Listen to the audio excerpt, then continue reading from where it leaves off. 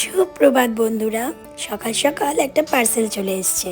চলো দেখে নি কী পার্সেল এসছে। বাহ, আমি একটা ওয়ান পিস অর্ডার করেছিলাম, তো সেটাই চলে এসছে।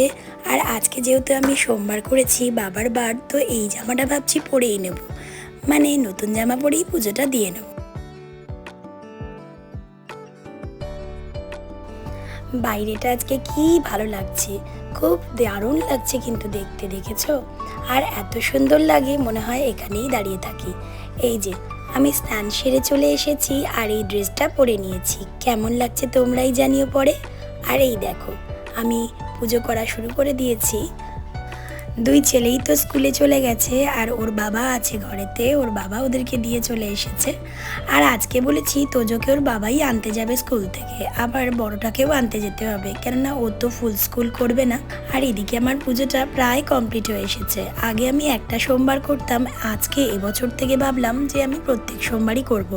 ছোট থেকেই দেখে আসছি এই শিবের সোমবার অনেকে শ্রাবণ মাসে নিরামিষটাই খায়, আর শ্রাবণ মাসে সোমবার শনিবার অনেকেই করে। আমার শাশুড়ি মাও করতেন, আমি কোনোদিনও করতাম না শিবরাত্রি ছাড়া, কিন্তু বিয়ে হওয়ার পর থেকে শ্রাবণ মাসের সোমবারটা করি। কিন্তু শ্রাবণ মাসের সোমবারে যে সবুজ শাড়ি সবুজ চুড়ি পরলে বাবা খুশি হন, এটা কিন্তু আমি রায়পুরে যাওয়ার পর জানতে পারি অবাঙালি পরিবেশ থেকে। বেশ ভালোই লাগে। নিজের ভালো লাগাকে সব থেকে আগে গুরুত্ব দিতে হয়, তাই না? আমি কিন্তু আমার নিজের ভালো লাগাকেই সব থেকে গুরুত্ব দিই। ছোটবেলা থেকে কাঁচের চুড়ি পরতে খুব ভালোবাসতাম। এবারে বড় হয়ে গিয়ে বিয়ে হওয়ার পর সেটা আর হয়ে ওঠে না, নানান রকম গয়নাগাটির সাথে। কিন্তু এই বাবার উপোস করে বাবার পছন্দের রং পরা যায় আর নিজেরও ভালো লাগা যায়, তাহলে কেন পরবো না? এই কাঁচের চুড়ি পরা নিয়ে অনেকে অনেক রকম কন্ট্রোভার্সি করছে, তাতে আমাদের কিছু যায় আসে না। আমরা যারা নিজেদের ভালো লাগাকে গুরুত্ব দিই তারা কিন্তু বেশ আনন্দে থাকি। একে অপরের দেখেই তো মানুষ শেখে, তাই না? আমরা তো অনেক কিছু জানতাম না, এখন ফোন, ফেসবুক, ইউটিউব হতে আরও অনেক কিছু শিখছি নতুন করে। ঠিক বললাম কি না বলো? এখানে টিফিন গোছানো হয়ে গেছে আর দুজনেই কিন্তু স্কুল থেকে চলে এসেছে, আর ওর বাবাও অফিসের জন্য রেডি হয়ে বেরিয়ে পড়েছে। আজকে কিন্তু সম্পূর্ণ ভেজ রান্নাই আমি করেছি। আর এদিকে আমার লাঞ্চটা তোমরা দেখে নাও।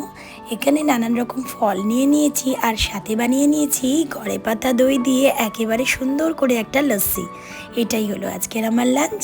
আমার এগুলো খেতে কিন্তু খুব ভালো লাগে। সারাদিন উপোস করার পর ছেলেদেরকে খাইয়ে দিয়ে আমি আমার নিজের লাঞ্চ নিয়ে বসে পড়েছি।